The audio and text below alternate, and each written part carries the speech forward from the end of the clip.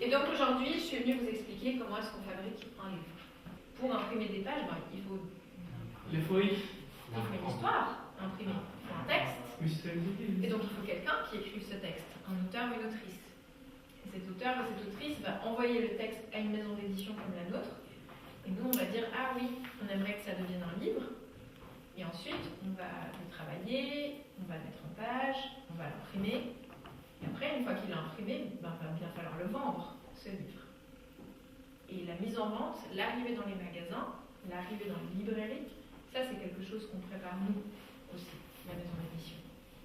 Et une fois que le livre est en librairie, notre travail c'est de faire de la pub. Parce qu'il faut que les gens ils entendent parler du livre pour qu'ils aient envie d'aller l'acheter.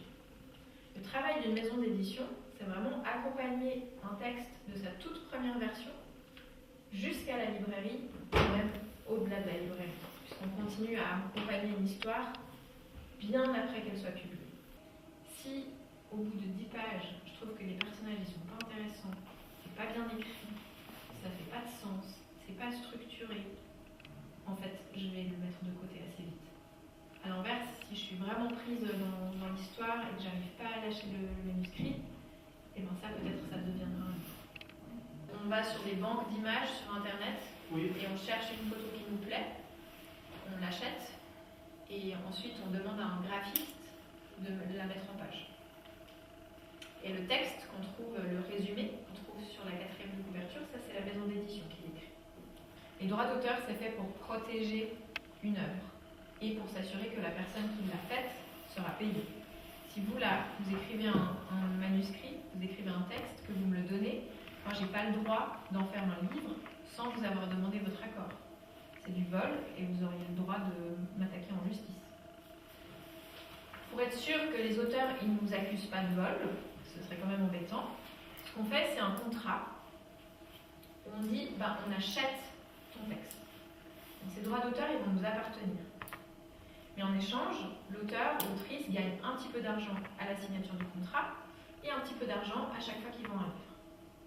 Quand on signe le contrat, l'auteur il reçoit ce qu'on appelle une avance, qui reçoit un petit peu d'argent quand on signe le papier. Mais après, quand le livre il est publié, il va recevoir un pourcentage de chaque livre vendu.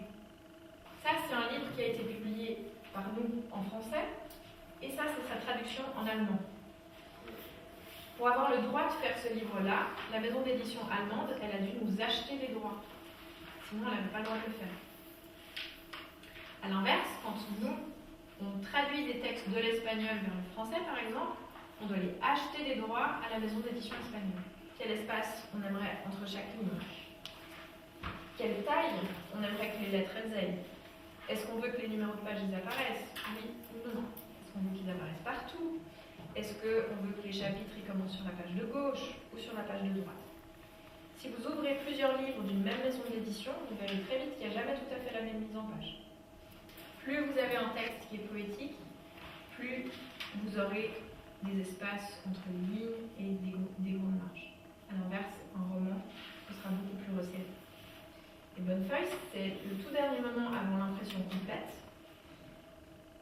Et c'est simplement un livre qui est pas relié. Un livre qui n'est pas relié, ça ressemble toujours à ça. C'est des petits cahiers de 16 ou 32 pages qui sont séparés de la couverture.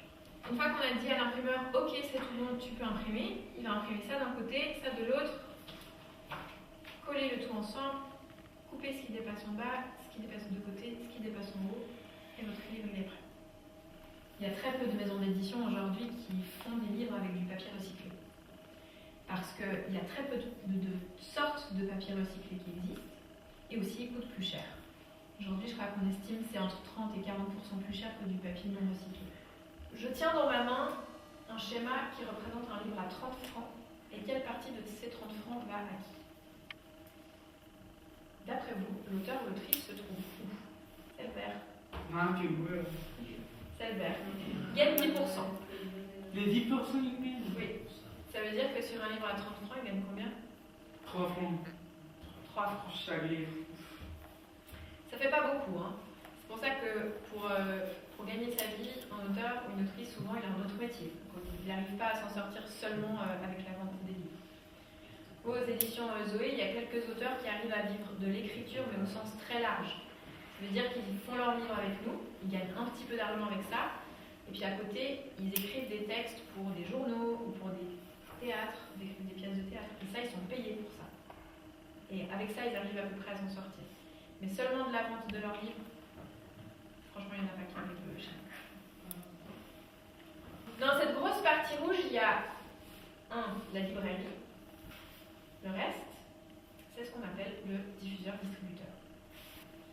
La maison d'édition, elle est où? Elle est en bleu clair. Ça fait 20% à peu près. Et puis ce qui reste en violet, c'est tous les gens dont on n'a pas encore parlé. C'est l'imprimeur, c'est l'attaché de presse, c'est le compositeur, le metteur en page, etc. C'est tous des gens qui ne travaillent pas directement avec la maison d'édition, qui ont leur propre entreprise et que nous on va mandater. Et avec tout ça, notre